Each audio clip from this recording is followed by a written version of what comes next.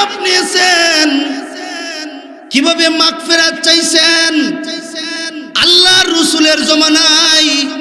এ বাবা, আমি প্রথম কথা বলেছিলাম, এমন যুগে আমরা দুনিয়ার জমিনে আসলাম, কেউ আমাদেরকে বলবে না তুমি জান্নাতি, কেউ বলবে না তোমার জান্নাতের সুসংবাদ দিবি। এমন কি কেউ আছে আমাদেরকে জান্নাতের সুসংবাদ দিবে? আমাদেরকে দিবে না? আওয়াজ করে বলেন, কেউ দিবে? দিবে না। তার মানে আল্লাহর রাসূল যেভাবে বলেছেন, সাহাবায়ে কেরামদেরকে যেভাবে বলেছেন তুমি জান্নাতি, তুমি জান্নাতি, তুমি জান্নাতি, তুমি জান্নাতি, যেভাবে আল্লাহর রাসূল বলেছেন, জান্নাতের সার্টিফিকেট পাইছেন আবু বকর, জান্নাতের সার্টিফিকেট পাইছেন আশারায়ে মুবাশশারা 10 জন সাহাবী, আবু বকর, উমর, উসমান, আলী। এইভাবে 10 সাহাবী জান্নাতের টিকিট পাইছেন। দুনিয়ার জমিনে আল্লাহর কাছ থেকে নবীর জবানের মাধ্যমে জান্নাতের সার্টিফিকেট হাতে আছেন। আল্লাহু আকবার বলেন, জোরে আওয়াজ করে বলেন আল্লাহু আকবার। জান্নাতের টিকিট হাতে আছে। এরপরও আবু বকরের চিন্তা কি দেখেন। আবু বকর হলো উম্মতের মধ্যে শ্রেষ্ঠ উম্মত, যার নাম আবু বকর। আবু বকর এমন আবু বকর তো উম্মতের মধ্যে শ্রেষ্ঠ উম্মতের নাম, যার খাতায় নাম, তার নাম আবু বকর। জান্নাতের সার্টিফিকেট পাইয়া গাছের নিচে দাঁড়াইয়া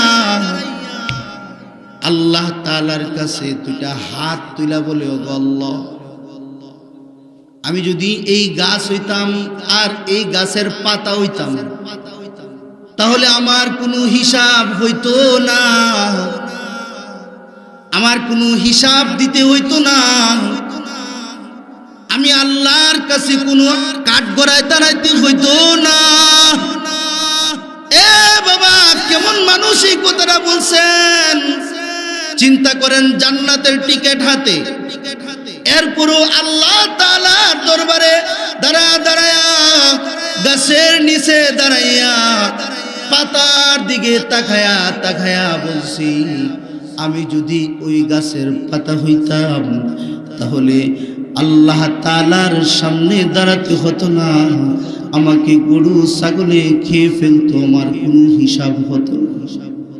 তাহলে আবু বকর যদি এই চিন্তা করতে পারে, বাবা, উম্মতের শ্রেষ্ঠ খাতায় নাম আবু বকর, সেই আবু বকর যদি এমন চিন্তা তার মাথায় থাকে, তাহলে আমার আর আপনার কি অবস্থা করা? আপনার আর আমার অবস্থা, আপনার আর আমার চিন্তাটা কোথায় থাকার প্রয়োজন? আল্লাহ তাআলার দরবারে, আল্লাহ তাআলার কাছে, সার্বক্ষণিক আল্লাহর কাছে দোয়া করো, আল্লাহ মাগফিরাত দাও রে মাওলা, মাগফিরাত দাও, জান্নাতের মালিক বানাও। কারণ নবীর যুগের সাহাবায়ে কেরাম জান্নাতের টিকিট নিছেন আল্লাহর রাসূলের কাছ থেকে। তোমার আর আমার টিকিট কিন্তু কেউ দিবে না, আল্লাহর কাছ থেকে মাগফিরাত নিতে হবে। আল্লাহু আকবার বলেন, আল্লাহু আকবার। এ বাবা, আমি আপনাদেরকে বলতেছিলাম, মাগফিরাত চাওয়া আল্লাহর কাছে, মাগফিরাতের মাধ্যমে জান্নাতে যাওয়া যায়। জান্নাতের রাস্তাটা বাবা একটা সরু রাস্তা, এই রাস্তাটার উপর দিয়া হাঁটতে হলে গুনাহগার যখন রাস্তাটা দিয়া যাবে, রাস্তাটা হবে অতি ভয়ঙ্কর, চুলের চাইতে চিকন হবে, হীরার চাইতে ধার হবে, অন্ধকার হবে, অমাবস্যা রাত্রির চাইতে অন্ধকার। এই যে রাস্তাটা পার হবে, গুনাহগার বান্দা পার হবে, মুমিন বান্দাও ওই রাস্তাটা দিয়া পার হবে। সবাই এই রাস্তা দিয়া পার হবে।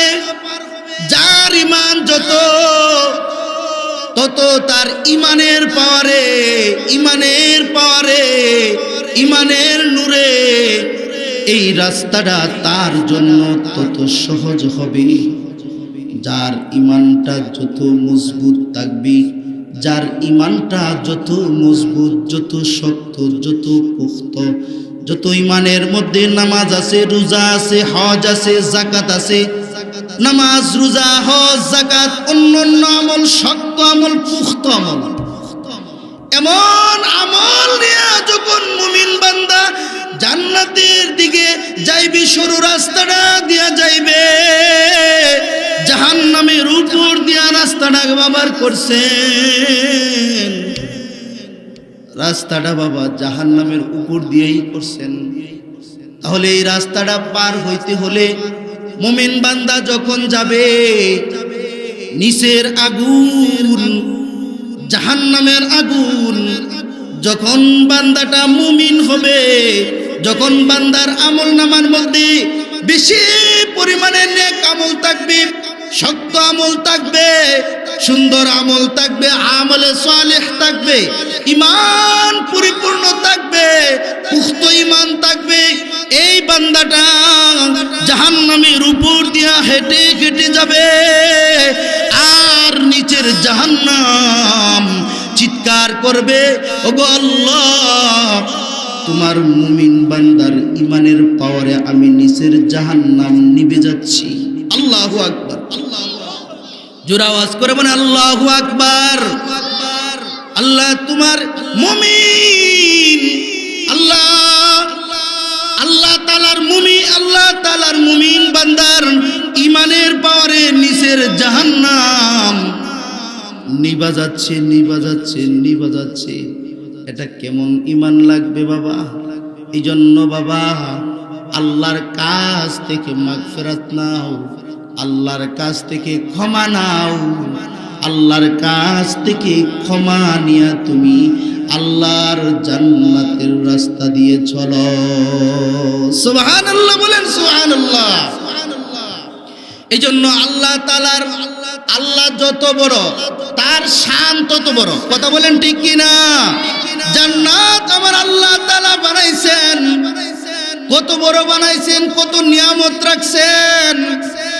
হাদিস, আমি যে হাদিস পড়ছি, মালা আইনুন রাআত, জিন্দেগিতে তোমার চোখ দ্বারা যাহা তুমি দেখো নাই, আমার আল্লাহ তাআলা জান্নাতের মধ্যে এটা দেখাইবেন। আল্লাহু আকবার, আল্লাহু আকবার। দুনিয়ার সাথে কোনো তুলনাই হয় না। যে জিনিস দেখছো না, আমার আল্লাহ তাআলা ওই জান্নাতের ভিতরে তোমাকে ওই জিনিস দেখাবেন। এ বাবা, পর্দার আড়ালের মা, এ আমার বাবারা, এ আমার যুবক ভাইরা, আল্লাহর কাছ থেকে মাগফিরাত নাও, আল্লাহর কাছ থেকে ক্ষমা নাও। কারণ আল্লাহ তাআলা তার হাবিবের মাধ্যমে যে ঘোষণা সাহাবায়ে কেরামদেরকে দিয়েছেন, এমন ঘোষণা আর আমরা পাবো না। আল্লাহর কাছ থেকে আমরা নিজে নিজে চেয়ে নিতে হবে, আল্লাহ তুমি আমাকে মাফ করে দাও। সুবহানাল্লাহ বলেন। আমি প্রথম কথা বলেছিলাম, আল্লাহর নবীর মুখের একটা কথার দাম।